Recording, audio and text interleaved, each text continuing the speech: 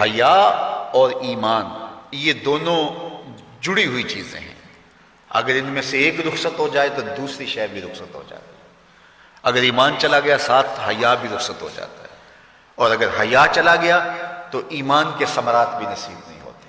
تو حیا اور ایمان یہ دونوں آپس میں جڑی ہوئی چیزیں ہیں. ان میں سے ایک تم سے الگ ہوگی تو دوسری اس کے ساتھ ہی چلی جائے گی، ساتھ ہی رخصت ہو جائے گی. تو آج مغرب کی فکر کے حامل لوگ آج دلیلیں دیتے ہیں جناب پردہ تو آنکھ کا ہوتا ہے، پردہ تو جناب دل کا ہوتا ہے. میں کہتا ہوں دین کو تم زیادہ سمجھے ہو یا رسول اللہ کی اہلیہ سمجھی ہے. جن سے فرمائش حمیرہ سے دین سیکھو، وہ فرماتی ہیں جب حضور کا انتقال ہو گیا تو میں حضور کے حجرے میں جاتی تو معمولی اوڑھنی اوڑھ کے چلی جاتی کہ میرے شوہر کی قبر ہے، کوئی بات نہیں. فرمایا اس کے بعد حضرت صدیق اکبر کا وصال ہوا تو وہ بھی حضور کی قربت میں دفن ہوئے، تو میں پھر اس معمولی اوڑھنی کے ساتھ چلی جاتی. اس لیے کہ میں کہتی ایک میرا شوہر ہے دوسرا میرا باپ ہے، تو معمولی کپڑا لیتی اور میں چلی جاتی. فرمایا پھر حضرت عمر کا انتقال ہوا اور وہ بھی ساتھ دفن ہوئے. تو حضرت عائشہ رضی اللہ تعالیٰ عنہ فرماتی ہیں کہ واللہ ما دخلت الا وانا مشدودۃ علی ثوبی حیاء من عمر. کہ اس کے بعد پھر میں کبھی نہیں گئی سوائے اس کے کہ میں خوب چادر سمیٹ کے اور پردہ کر کے جاتی، مجھے عمر سے حیا آتی. تو جو قبر میں اتر چکے ہیں ام المومنین تو اس سے بھی حیا کرتی ہیں اور اپنے کو سمیٹ لیتی ہیں. تو کیا رسول اللہ صلی اللہ علیہ وآلہ وسلم پر وہی جس خاتون کی آغوش میں اترتی رہی ہے ان سے زیادہ بھی کوئی دین جانے گا، ان سے زیادہ بھی کوئی سمجھدار ہو سکے گا؟ تو یہ اصطلاحات کہ جناب آنکھ کا پردہ ہوتا ہے اور دل کا پردہ ہوتا ہے، یہ ساری چیزیں مغرب کی طرف سے ہمارے اندر داخل کر دی گئی ہیں کہ اس قوم کو حیا کے جوہر سے خالی کر دیا جائے، چونکہ وہ جانتے ہیں کہ ان کے رسول نے فرمایا ہے حیا اور ایمان لازم و ملزوم ہیں، ان میں سے ایک رخصت ہوگا تو دوسری چیز بھی رخصت ہو جائے گی.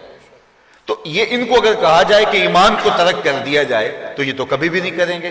تو لہٰذا طریقہ یہ ہے ان کو بے حیا کیا جائے. جب حیا کا جوہر لٹ جائے گا تو پھر نتیجہ کیا ہے؟ ایمان کے ثمرات بھی ان کو نصیب نہیں ہوں گے، ان کے نام پھر مسلمانوں والے رہ جائیں گے، لیکن ایمان جو روح کی گہرائیوں میں اتر کر کے وہ جو حرارت اور جو نور پیدا کرتا ہے وہ ان کو نصیب نہیں ہوگا.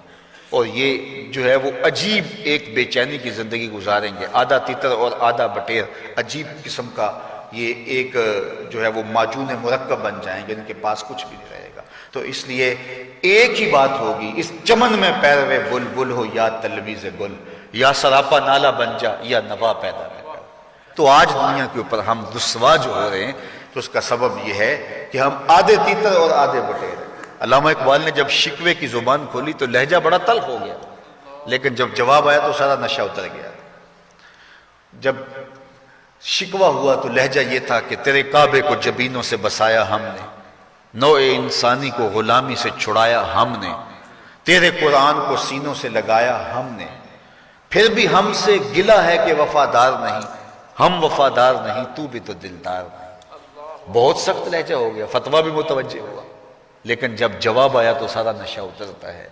لفظ وہی ہے، صرف صیغہ بدلتا ہے. اب آواز ادھر سے آ رہی ہے، صفائے دہر سے باطل کو مٹایا کس نے، نو انسانی کو غلامی سے چھڑایا کس نے، میرے کعبے کو جبینوں سے بسایا کس نے، میرے قرآن کو سینوں سے لگایا کس نے، تھے تو آبا وہ تمہارے ہی مگر تم کیا ہو، ہاتھ پہ ہاتھ دھرے منتظر فردا ہو، ہر کوئی مست مئے ذوق تن آسانی ہے، تم مسلمان ہو یہ انداز مسلمانی ہے، حیدری فقر ہے نئے دولت عثمانی ہے، تم کو اسلاف سے کیا نسبت روحانی ہے، وہ معزز تھے زمانے میں مسلمان ہو کر، ہم خار ہوئے تارک قرآن ہو کر، ہماری پستی زبوں حالی ذلت نکبت رسوائی، یہ اس کا سبب یہ ہے کہ ہم نے کتاب اللہ کی تعلیمات کو چھوڑ دیا.